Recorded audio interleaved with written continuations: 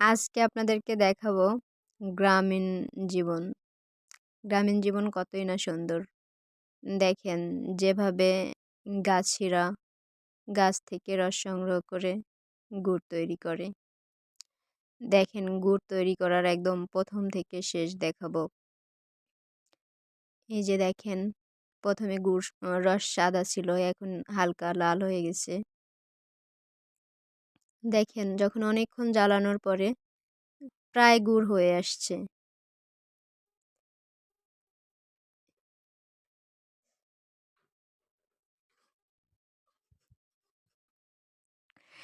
এই যে দেখেন এবার হচ্ছে গুড় যখন জাল করে তখন উপরে এরকম ফেনার মতো, সাবানের যেরকম ফেনা হয় এরকম ফেনা তৈরি হয়।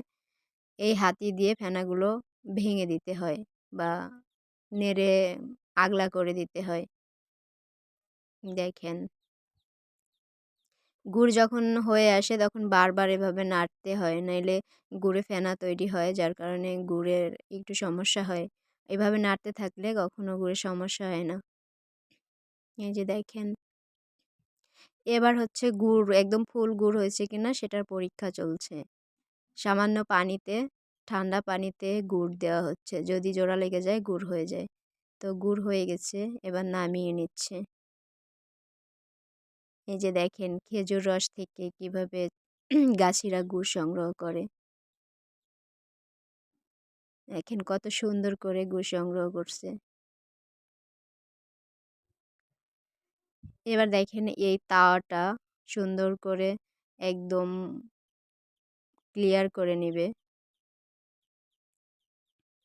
দেখেন কলা গাছের যে ঢাগুর আছে, ঢাগুর বলে আমাদের এলাকায়, আপনাদের কি বলে জানি না, ওটা দিয়ে সুন্দর করে তাওয়াটা মুছে নিয়ে আসছে। এবার দেখেন গুড়ে যাতে একটুও ময়লা না থাকে তার কারণে গুড়টা নেট দিয়ে সেঁকে নিচ্ছে। এই যে দেখেন একদম গুড় হয়ে গেছে।